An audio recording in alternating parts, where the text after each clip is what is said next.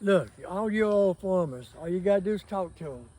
We standing on original ground that has not been improved. It's hard, solid. When you walk into this ground that's been under intensive care for 3 years, no till, you can feel it. It's not You can see you bouncing. Yeah, it's not a trampoline, but you can feel the spongy. This ground is fertile. It is really, especially right in here. This is the original, and it's, ooh, yeah, close to 5 years old right here. This one spot, yeah. You can tell the difference. Because I didn't start with a 1/4 acre. I started with like a 100-foot row, by 50 feet wide 1 year, and the next year I converted it all to no-till. So start small so that you can correct your errors a lot easier. And we didn't have hay the first year. That's what we had. That's right. Look at that. Leaves. And they just keep rotting down. That's it. They just keep rotting back into the soil. And that ground just keeps getting spongy. Yeah, it does. I'm so proud of it. I know the day will come that we sell this land and buy more land. Because I tell everybody, you know what? Be faithful with the little. And what you learn is the Lord will give you more. So if I can do it on 2 acres, I can do it on 20. If I can do it on 20, I can do it on 200. But yeah, intensive labor, but it can be done. It can be. My dad has taught me over the last couple of years, Pumpkin, use your head, not your body. So I'll be 51 this year, guys. I have intensively grown this 1/4 acre market garden 3 years, our 4th year. I'm getting a little tired.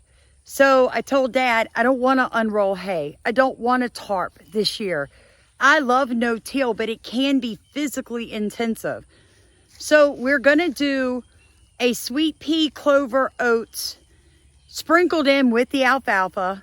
We will also run the chickens. Remember the electrical fence we got last year? Yeah. It is a solar panel electric fence. So we will run that through here with the chickens in there, reducing our feed cost for the chickens.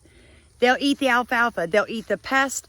Bees love alfalfa, and I want to attract natural pollinators. Right. So it's something my dad has taught me. If you go back and watch his no-till playlist from the first video to now, the way I learned is remarkable, because in my mind, no-till was so difficult.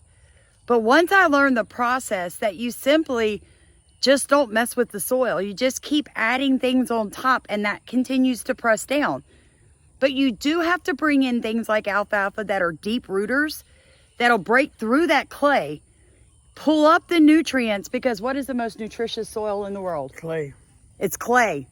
Do not till your clay. Don't do it. You're killing all the microorganisms in that clay that will feed your plants. The way to work with clay, folks, is keep it covered. In fact, if you have clay soil, you won't have to water near as much if you will not till and you'll cover that soil. Clay holds water, right? What is it? I don't know the process names to it. When clay gets wet, it tends to swell.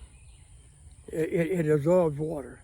And like I said, when you keep piling the compost on it and breaking it up, the roots going deep, breaking it, it's a natural process. And once you get it established, it's the 2nd year, it's unbelievable how it works. It really is. It is, and he's right. If you're going from like what I had here, which was just grass for 20 years, it was a cow field before that. Your soil is going to be compacted. It's going to be hard. Things will grow the first year, but it's a hit or miss. Things will grow the 2nd year, and it's still a hit or miss. Last year, it was off the chart. I didn't even water this. I didn't even put out my irrigation, and it just kept growing food. So you do have to be patient, but you have to use your head, right, Dad? That's right.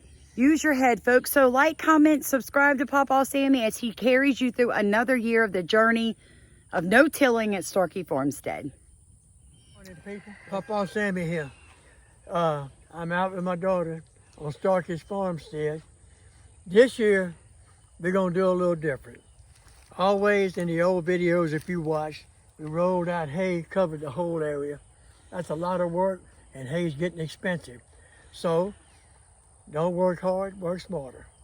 What we're going to do this year, we're going to put hay in this one little area from the red orange thing to the pipe to this elderberry tree right here.